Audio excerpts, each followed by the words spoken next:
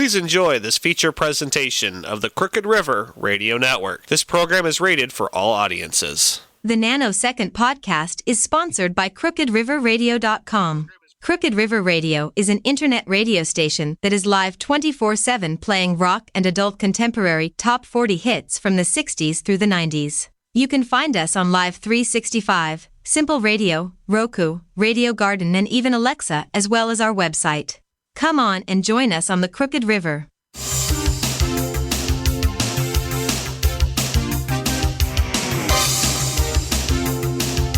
Welcome to the Nanosecond podcast.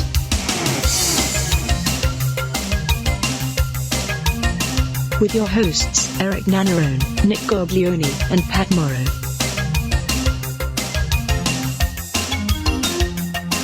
Interesting topics, intriguing conversation, and entertainment. Erik, Nick, and Pat will be right with you. Well, hello and welcome to an afternoon edition of the Nanosecond podcast. I'm Erik. And I'm Pat. And Nick's on assignment. Yep. A very special assignment. He's on account. On account he's not here. Yeah. He actually has a interesting event that we'll talk about when he comes back. He wrote a single. He's shooting the music video tonight. I'll be there, actually. Oh, sweet. But, yeah, that's why we had to change around the show. But anyway, without further ado, let's introduce today's guest. His name is Demetri Ravanos from Barrett Sports Media. How you doing today, Demetri? I am good. Thank you guys so much for having me on today. You're welcome. So, first topic. Wait, did it take you a minute to decide whether or not I was welcome to be on? No. Thank you for being so. That was a little drama effect there. That was awesome. I appreciate that. You wait, Erik, hang on a second. You got to understand, Demetri. He gets flustered really easy. Just listen to I talk to him. Listen, I'm happy. I'm happy there are other nerds for this business in this world that value what I have to say about it. I'm the only one I know that is interested in this. So it's nice to actually have somebody that knows about this stuff to talk to. So first topic, or first question, do you think any of the podcast networks out there, like we talked about before the show, Colin Cowherd or Outkick, what do you think they'll ever, one of them could turn into a radio network to maybe compete with like ESPN or Fox? I will tell you from conversations both with Colin and with the guys that run the physical day-to-day operations of his network, the Volume. They have no design. They are very happy being a digital product. I could see Outkick going as sort of like, you might be too young to remember this, but Pat, maybe you do. When the UPN and the WB launch, they were called a netlist, right? Where they didn't cover all of the hours of the day the way CBS, ABC, NBC, and Fox do. I could see Outkick doing something like that, where maybe they don't have a morning show, but their midday show, I can't remember what it's called now, but it was called Outkick 360. Dan Dakich occupy the middle of the day, and that is something that has appeal in the Midwest and in the South, where college sports are really, really big. But for the most part, I think what you find, Erik, is radio networks trying to think about how they adapt for a digital world more than the other way around. Oh, do you see a possibility in the radio, everything kind of more heading toward the audio versus stations paying for towers in 20 years, maybe doing a internet radio type thing? A little behind the scenes about me, I used to own a internet radio station where I ran Sports Map Radio. Okay. But what do you see with that? I think that I think that there are already live digital networks out there, and I think that every radio group knows it is important, especially as we're staring down the barrel of AM radio, the AM band going the way of the dinosaur. I think everybody knows it's important that your stuff goes through an app, right? But I think that terrestrial radio signals are always going to have a place, and you guys can think about this from the standpoint of, I don't know, like the Guardians here in Raleigh, North Carolina, where I live. I think about it from the standpoint of the Carolina Hurricanes, or the morning after, like Duke, North Carolina college basketball. That's a national brand thing, right? Here locally, UNC versus State is even bigger. You cannot count on a national radio show or a national podcast talking about that at all, even if it's specifically a college basketball podcast. So local sports, I think, will always have a spot on terrestrial radio, easy to find, in everybody's car, et cetera, et cetera. But that doesn't mean that these groups do not know that they have to invest real money in the digital side of things, whether that is a functioning app on their own, or some groups like iHeartMedia, which used to be Clear Channel, Odyssey. Some of those groups have one app you go to and you can get all their stations. Whatever way radio stations decide to do it, they know they have to do it. Are these stations, are these companies realizing that, like, we have a local station here in the Cleveland area, that 1350, which is the Fox Sports affiliate. They're all national. Which, okay, there's a little bit of a market for that, but I think, to be all national is kind of wasting a spot, on the radio dial, where Cleveland, I think, can handle 3 sports talk stations. So, maybe not full knowledge, but, why do stations do that if they're going to claim they're from a market and then do all national? What's the point of that? It's a really simple answer. It's not a satisfying one at all, but I'm telling you the reason is there is no more expensive format to put on the radio than sports. Even news talk, which is similarly structured, does not have as many people unless you're operating a full newsroom. Now, 1350 in Cleveland, correct me if I'm wrong, also tends to focus everything through the lens of gambling, right? Yeah, the Gambler. Yeah. So I think that as sports gambling spreads across the country, I think these groups are learning that we're probably going to get mobile wagering in North Carolina before football season, right? There are people here that have been gambling. Listen, it's not legal, but I find a way to do it every Saturday for college football, right?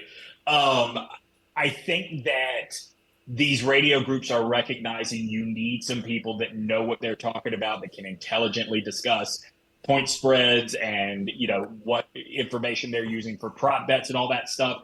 And a lot of us that have been gambling, even those of us that are in radio, haven't really had to sit there and explain it, because we're doing it in ways that, I guess politely, we would like the government not to know about, as I sit here and talk about it on a podcast.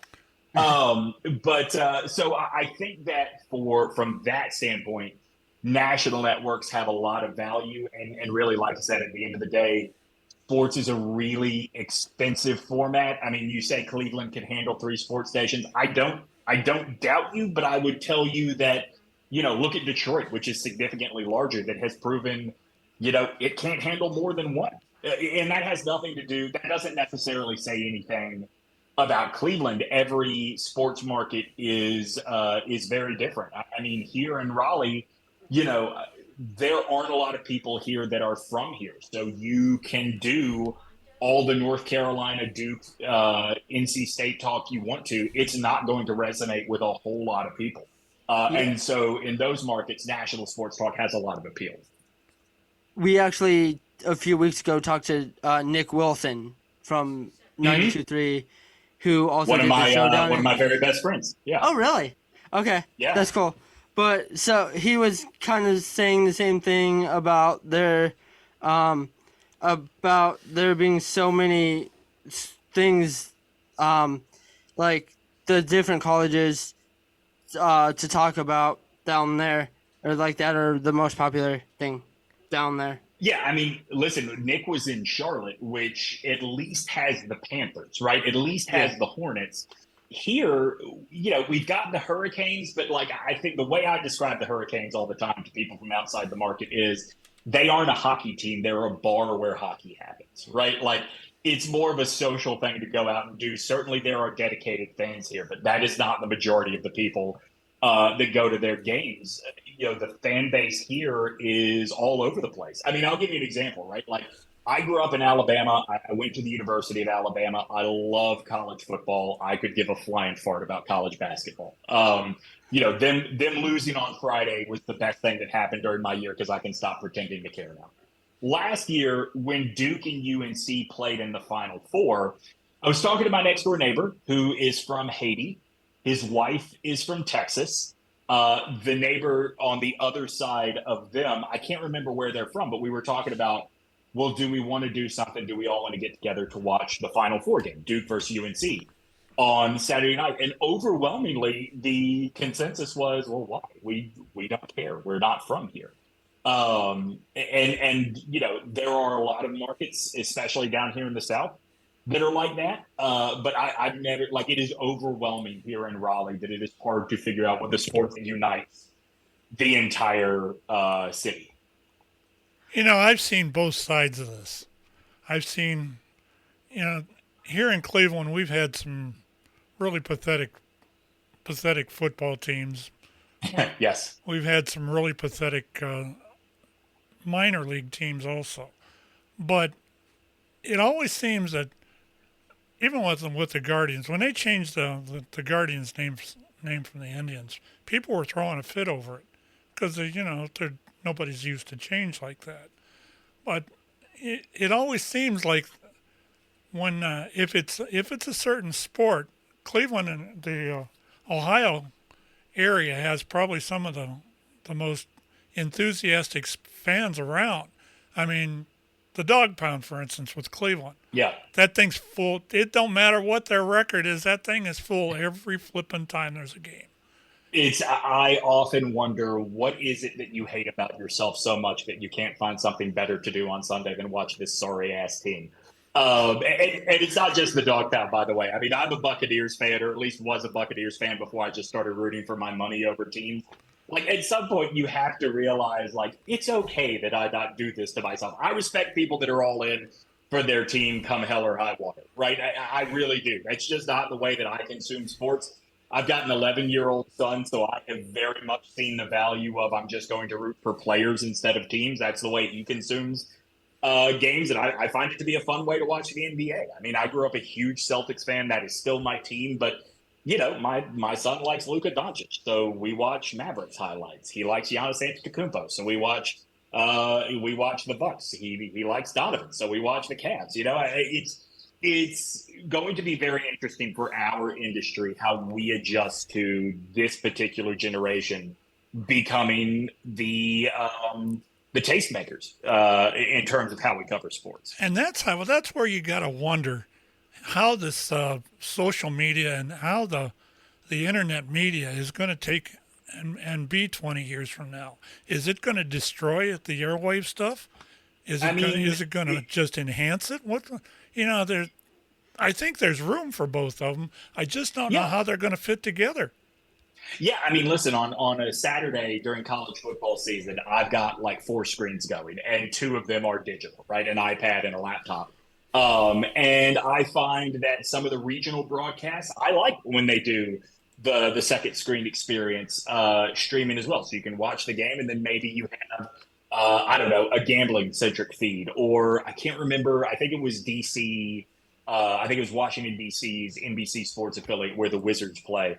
They basically gamified their broadcast, right? Like it made a little video game out of it. I think those things are really cool. I think what we overlooked sometimes is certainly something like TikTok has changed the way kids consume sports. But let's not dismiss the influence of something like Red Zone, which was around Yeah, before social exactly. media exploded the way it did. Like, why would you ever watch an entire football game if you grew up just watching touchdowns? Exactly. Exactly. That kind of leads into the next thing, with the ESPN restructuring, and to explain to listeners how that is, it's cord cutting. Um, and that's what's kind of causing the, actually it's a Disney restructure involving ESPN. But can you tell the listeners kind of what that is Sure. a So little bit? Disney reorganized into three silos. It used to be much bigger in terms of how many different divisions, but now there are three silos of the company. They are entertainment, parks and experiences, and ESPN is now its own silo. And listen, I'm going to, I don't know if only you guys can see this, if there is an audience watching the video, but look, I've got an arm dedicated to Star Wars tattoos. Obviously, I am all in on Disney, right? The reason you restructure is so, and this is true across any business, right? It is so that at the very top you can see where the money is being spent and how that is paying off in each division.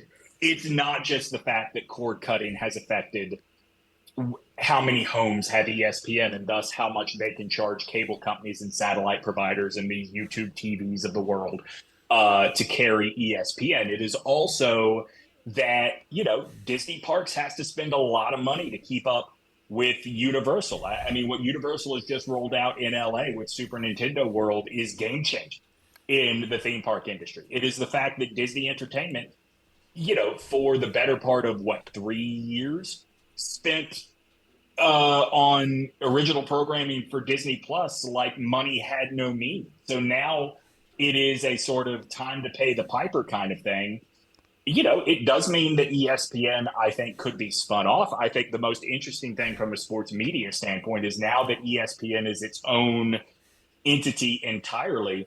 What does this mean? What does this mean for this summer when the NBA starts negotiating its new television rights deal? Because ESPN plans to be very much in the center of that. I mean, it expand to the whole Bally Sports thing, and we'll get back to uh, Disney in a minute, because like we talked about before the show, there was something. But I mean, with Bally Sports going out, they these baseball teams are going to need a place. All the teams, but specifically baseball, because there's four teams that are having trouble getting their rights fees paid. Maybe eventually they'll go to ESPN Plus or Could something. be. It could be. I mean, it could be. Look, Major League Baseball is trying to launch its own streaming platform right now, basically so that their teams never deal with this again. Um, and look, let's not rule out the possibility that Bally Sports comes out of bankruptcy and is stronger and able to support these Major League Baseball teams. The regional sports network model, which is, Bally Sports Ohio, Bally Sports Midwest. I mean, name wherever you're listening, think about where you watch your favorite baseball team from day to day. That's called a regional sports network. The model doesn't work anymore because the model of cable doesn't really have the same appeal that it used to. Personally, I think it should because it is better than paying, $29.99 for each individual sports streaming service. But because it doesn't have the appeal, a lot of these networks are getting dropped. And if the networks are getting dropped, that means they are making less money, and that means they have less money to spend on rights for these games. And if you are Bally, like look at Bally Sports Ohio. They've got the Guardians, they've got the Reds, they've got the Cavs, they've got the Blue Jackets. I mean, that's four teams right there, not to mention whatever you're paying, excuse me, for games in like the Ohio Valley Conference or the Missouri Valley Conference or the Horizon League. Like, no matter how small the college conferences are, the networks still have to pay for those. So if you're not bringing in as much, you have a lot less to spend, and that's how you get to bankruptcy. And that's how you get something like what you suggested, Eric. Like ESPN might be able to swoop in here on the cheap and really add to ESPN Plus's value. Would it almost be smarter for these teams to jump in, like, for example, the Cavs and the Guardians, to jump in together and start their own network? And so they're not, owned by, because I know the Guardians tried with up here with Sports Time Ohio, but that failed. So if they join together to start a network, would that work instead of having a corporately based network where they're across the country? I mean, look, we've seen it with individual teams, right? The Yankees own Yes up in New York City. The Orioles own Masson in Baltimore and Washington, D.C. The Cubs own part of Marquee. So Bally gets all the headlines, but AT&T Sportsnet is also having problems. And AT&T Sportsnet is much smaller, right? And one of the things you saw immediately was AT&T Sports, I believe it's called AT&T Sports Southwest down in Texas. The Rangers and the Rockets got together and said, we don't want to be at anybody's mercy. We'll buy this from you, or we'll, if you are planning on ceasing operations of the network anyway, just give it to us. So I think teams certainly see the value of owning the platform for their games. The question then becomes, games are only on for at most 3 hours a night. What are you doing with the other 21 hours of the day? If you're the Yankees, if you're the Cubs, you've got back catalog material for days to fill. If you're the Rangers and the Rockets, I mean, how many times can you rerun the 94-95 NBA Finals before people stop tuning in for it? If they can solve that mystery, then yeah, I think it makes a lot of sense. I mean, like up here, they just had reruns. There's this guy, there's this golf pro named Jimmy Hamlin, where he does like 7 different shows that's just repeated and repeated. It's like, how many times do we need to see his face? I mean, listen, some of that is probably Jimmy paying for that, or whoever Jimmy's sponsors are paying for that. And look, if that's how you're generating revenue, then more power to you. But at the same time, I think you do have to think about, does that devalue the overall product in terms of selling advertising? Are you cutting off your nose to spite your face by getting into that kind of deal? Like I said, that's the biggest question any network, or excuse me, any team thinking about launching their own network has to answer for themselves.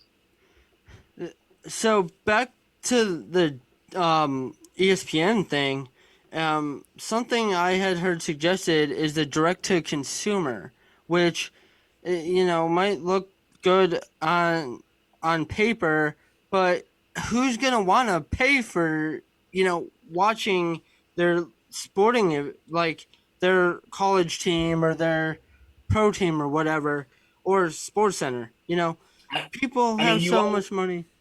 Okay, so you're right. People only have so much money, right? But we already pay for that stuff. We just pay for it in the form of a cable bill as opposed to an individual service. Now, the price point is going to be a huge part of does this work? But if it is the only place you can get ESPN, I mean, look, like I said, I went to Bama. I'm a huge college football fan. Every single bit of the SEC's television product is going to be on ESPN. I'll be damned if I'm missing a game. I'll pay whatever I need to in order to watch my team. We're the same way with the Buckeyes up here. Yeah, I mean, hey, listen, enjoy all your national championship game losses. You earned them. I think that ESPN is the network more than any other that will be a game changer, especially for the old school cable bundle, if they decide they are exclusively available as a streaming service now. Right. And listen, like, you just mentioned that you are that way for the Buckeyes.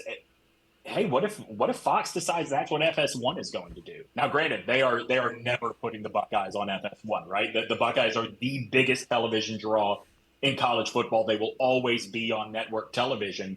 But if you are Fox, you are definitely thinking, well, I can't put the Michigan game on. I probably can't put the Penn State game on, but who's to say I can't make, I don't know, the UCLA game, the traditional Big Ten rival UCLA. Who's to say I can't make that a streaming-only product and drive subscriptions. Notre Dame does this every year with Peacock, right? They pick the crappiest game on the schedule, and you can only see it on Peacock. The first time they did that, we almost got the Toledo upset of Notre Dame, right? It's not going to happen all at once everywhere, but you're already starting to see those seeds planted of, hey, if you're a super fan, you need this service. Sorry, my headphones are way too small for my ears. That's okay. For those of you just tuning in, we're talking to Demetri Ravanos from Barrett Sports Media. And I had a question and it slipped my mind. Oh, Hey, that happens.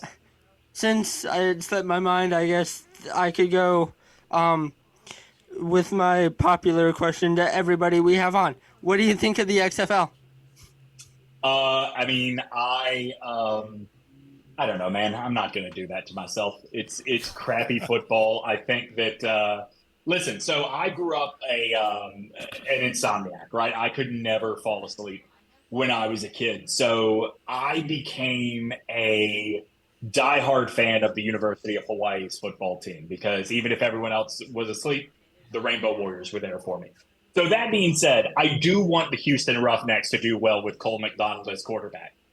But the extent of my devotion to that team is I check my ESPN app to see how they did the next day. I don't care. I think these spring football leagues, XFL, USFL, I think the goal for them should be on the network side, not about viewership. It's about what can we showcase to bring to the NFL or to major college football. And what you're seeing, like what works for the XFL, what's getting all the buzz, is the transparency for the replay system. Like, I think we're going to get to a point where we demand that, at least for NFL games. I was really shocked. I don't know if you've seen the ratings at all for the XFL. But Yeah, I don't think the XFL has seen the ratings for the XFL. well, what they allegedly release, I'm shocked that they're getting that many, and it stayed consistent over, like 200,000 people watching.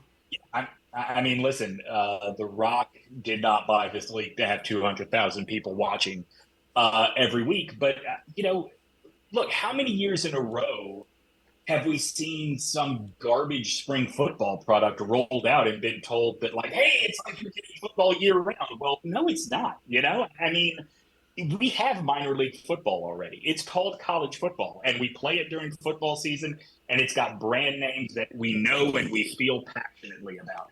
The Seattle Sea Monsters, or whatever they're called, it's not going to it's not going to be like must-see TV no matter what NFL.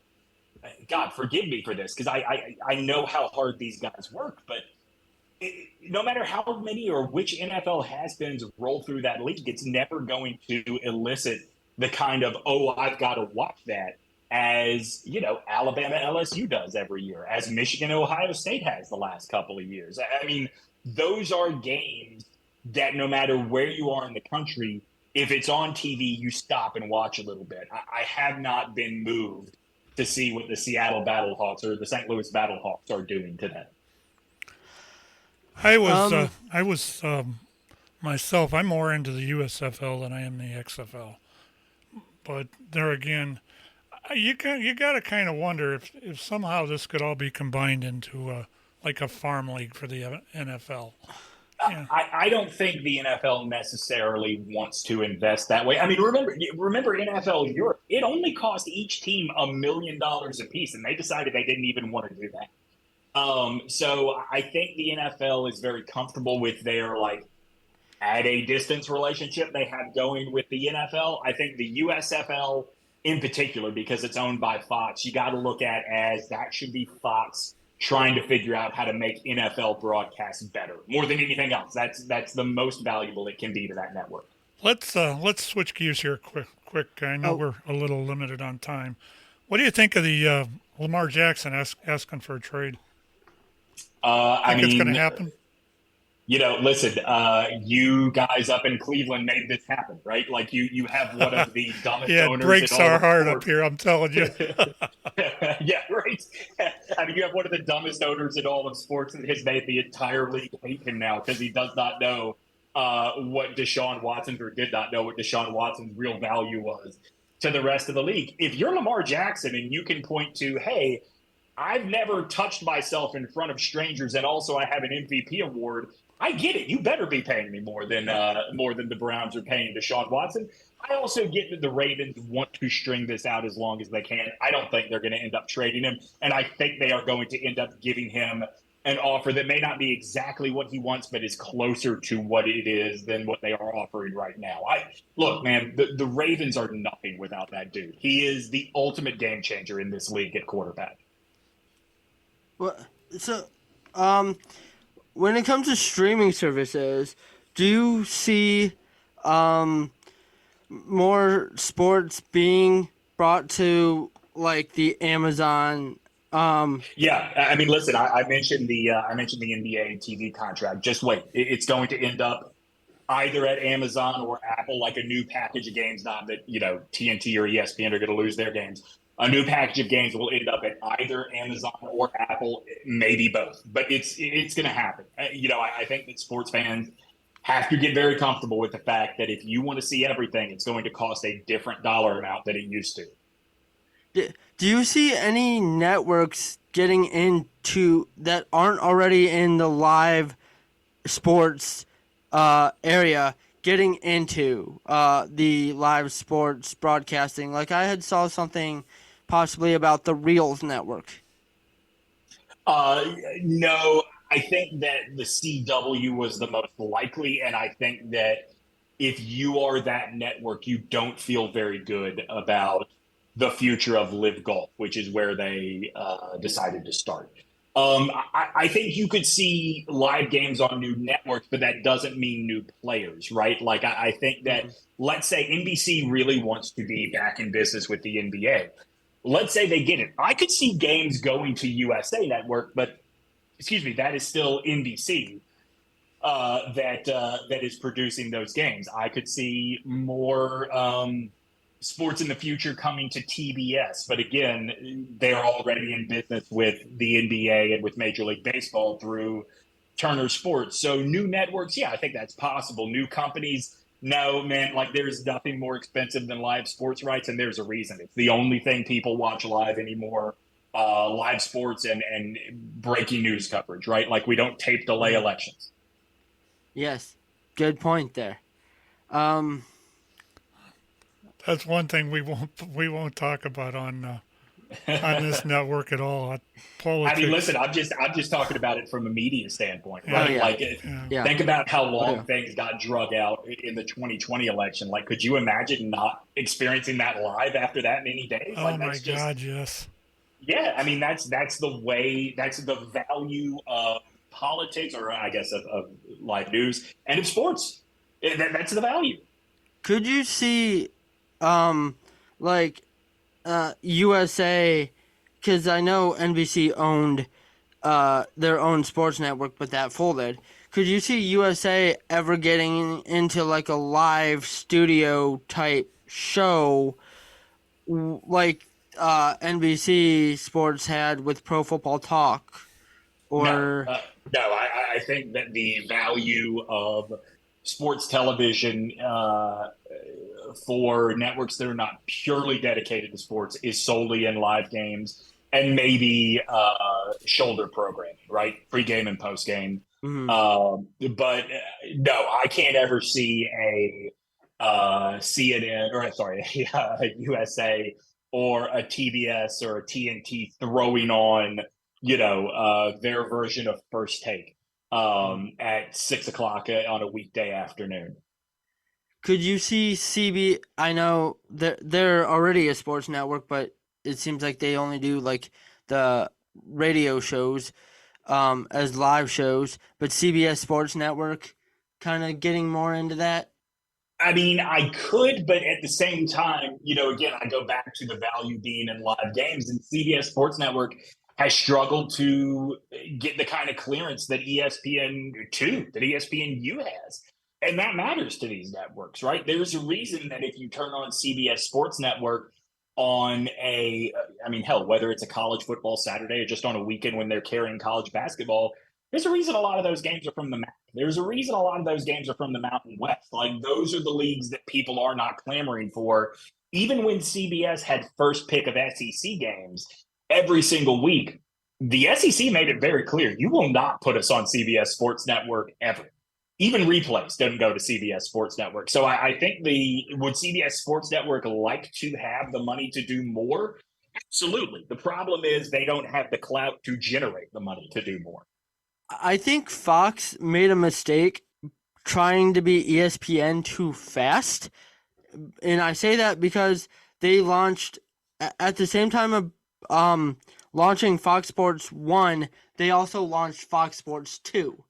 And like using DirecTV as an example, nobody knows, I do because I'm a nerd like that, but nobody knows where Fox Sports 2 is on their TV, if their TV even has Fox Sports 2. Like, I mean, all they have is canned horse racing on there. Yeah, anyway. I mean, But- listen, there are logistical things that go into a decision like that, right? Fox Sports 1 is born out of the fact that the company owns Speed Network, Fuel TV, and Fox Soccer Channel, right? Those are three small cable networks. Speed had better clearance than anything else, so it became Fox Sports 1. You can't just shutter those other two networks. So FS2 was born out of the fact that all of this drag racing has to go somewhere, right? And then eventually it became horse racing as well. And I think from the get-go, they were doing European soccer before that became like the big investment market for live sports in this country. I think Fox Sports 2 is a matter of cable networks still have value to these businesses, and you're not just going to shut it down. But I'm with you. Like, there was no need for it really, other than, like I said, all of these races, all of this, second tier Italian soccer has to go somewhere because we're paying for it. Good. Yeah, that's a good point. Pat, do you have anything? The other thing that wait a minute, I need to ask you how much time have we got with you? I forgot to ask you that. I could do probably about 5 more minutes. Okay, that's fine. Let's drop into the NFL a little bit and do some NFL talk here.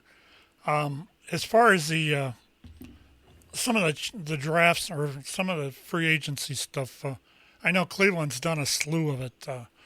Yeah. Where do you think the biggest changes has been, and what do you think's coming? Yeah, I mean, look, I think that this is not qualified for the biggest change necessarily, but if you want to talk about a big culture change, I don't think you can discount the fall off the cliff that is about to happen in Tampa, going from Tom Brady to Baker Mayfield. I'm telling you what.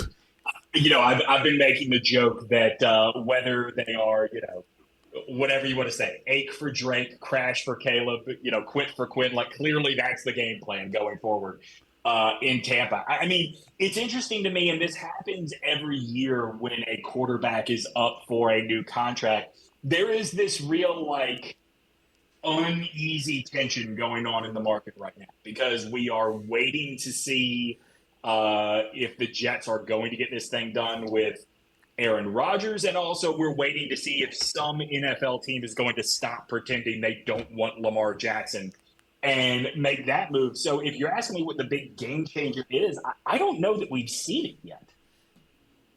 Do you think Dallas is going to keep Dak? Yeah. I mean, whatever we think of Dak, look at what else is available out there. I mean, the Buccaneers went out and signed a free agent quarterback that might have been the best one available. And I mean, as a Buccaneers fan, I'm not excited at all. I'm dreading what we have this season. I think that because we look at guys like Josh Allen, like Joe Burrow, obviously like Patrick Mahomes, and we see the very, very top tier of quarterbacks are just on this different level, we forget that it's possible to be just good in this league. And even that is hard to replace. So, I don't buy into it's Cooper Rush season. I don't buy into it being easy to replace Dak Prescott if you are the Cowboys, unless you are going to give up everything and try and get towards the top of the draft. And even then, I think if you're not getting Bryce Young or C.J. Stroud, you really don't know what you're getting. Yeah, I think Stroud's probably going to be pretty close to the top if he isn't the number one. It's going to be one of those two, right? I mean, I get the impression being here in North Carolina that they like Stroud in terms of ready to come in right away. I think that they look at Bryce and they see a guy with unreal pocket presence, especially for what will be a rookie. The question is, at 5'10", 204, A, can that guy hold up? And B, can you develop him in a way that strengthens his arm? Because he's got a really good arm, but everybody in the NFL has a really good arm. If you can get to that next level and you have that pocket presence of this dude is just never flustered, that's elite, but that's a question mark right now. Where do you think OBJ is going to end up? Or is he? I would think that the three most likely places are Dallas, because you can never count them out from doing something stupid. Would be New York, the Jets, if Aaron Rodgers really puts his foot down and says, this is the guy I want. Or Baltimore, because they need a receiver. They need a game-changing kind of receiver to bail out Lamar Jackson, particularly if he's coming back. I like Rashad Bateman a lot, but Rashad Bateman is not the dude that's going to change your fortunes as a receiver in this league. And I could see that being like an olive branch kind of thing they do for Lamar Jackson. As far as even Baker Mayfield's going down there to Tampa Bay, he's a Jekyll and Hyde is what he is. You know, I've been comparing him to Kyrie Irving. Like, it is okay, dude, to just admit you don't want to do this anymore. That's totally fine. Nobody will blame you. You've made enough money. Go be a commercial actor for the rest of your life. But it is clear to even the most uneducated of football fans, you don't want to play football anymore. And you got to wonder what's going to happen to that team down there now that Brady has officially gone. You know, it's hard to tell what's going to. I'm surprised they didn't go fire sale. I feel terrible for Mike Evans, who has done everything and more for that team. And aside from the 2 years he got with Brady, they just kept taking a huge dump on him every single year, and we're right back to it. Yeah, I think we're headed that way again. So, as we wrap things up, thank you for joining us, number one. But can you tell us a little bit, for people who don't know what Barrett Sports Media is, can you tell us a little bit about it? I guess the best way to describe it for people that aren't in the industry is we are the ESPN of ESPN, right? Like, we cover everything sports media. So everything from as big and mainstream as ESPN to as small and not mainstream, or not small, but as outside the mainstream as Barstool. Like, we're keeping an eye on all of it, watching trends, paying attention to the news. And, you know, when we're called upon, we sort of consult. We give advice to people in this industry. We just got done with a conference out in L.A. You know, I did a panel that included Joy Taylor and Nina Kimes. Al Michaels spoke at our conference. Erik Shanks, who is, the head of Fox Sports, spoke. You know, we are, and this is not me tooting our horn. This is the truth. We are one of the most respected names in terms of covering the sports media industry. I know I said let's wrap, but can you tell us a little bit about the convention, the BSM Summit? Because I meant to ask you earlier. Yeah, I mean, that's what it is, right? Like, some of the biggest of the big names come out, and it is mostly an audience of sports radio bosses, and we talk about where the media is headed, what challenges that, you know, maybe one person has faced that all of us are going to be facing coming down the pike. I mean, I mentioned some of the big names. Some others that were there were Jim Rome, Colin Cowherd, Shawn Michaels from the WWE was a part of it this year. It's always a really good time. And if you're in this business, there's no better place to learn, you know, and up your game than at our conference. What's the easiest way to get a hold of you as far as go listeners? to barrettsportsmedia.com. And, you know, I'm all over the page. Just click on my name and you'll see all my contact info right there. Demetri, it's been nice meeting you, sir. And we're yes, happy you guys as well. This has been a lot of fun. We're happy you come in with us and stayed as long as you have. It is definitely appreciated. We'll have to. You're always welcome. as I tell pretty much all our other guests, you're always welcome back. If there's something you want to discuss and anything Sure. like that, and hopefully we can have the carte blanche to do the same with you. Absolutely. Shoot me a message anytime. Happy to do it. Thank you so much for the invite. It's great to have you. No problem. I'll turn it over to Erik to wrap it up. And the ending that we have on this show is kind of cool. You might like it, so hang in there till the end at least. Oh, he jumped off. Okay. Well, Well, with that, we want to say thank you for listening. thank you to our there guest, any- Demetri. Yeah. Any thing you want to just talk about? Anything you took out from that interview, or? No, I think that I can't think of anything I wanted to cover. We Okay. pretty much had a discussion with him. Interesting discussion. Yeah, I know that not everybody is interested in sports media, listeners, but I try to do different stuff every once in a while. So today was let's do something different, and hopefully you guys liked it. And if you want to contact us, either Twitter at Nanosecond Podcast, Instagram Nanosecond Podcast, Erik at crookedriverradio.com. Pat can be contacted at office at crookedriverradio.com. With that, as the saying goes, it's time to be like a hockey player and get the puck out of here. Good morning, good afternoon, and good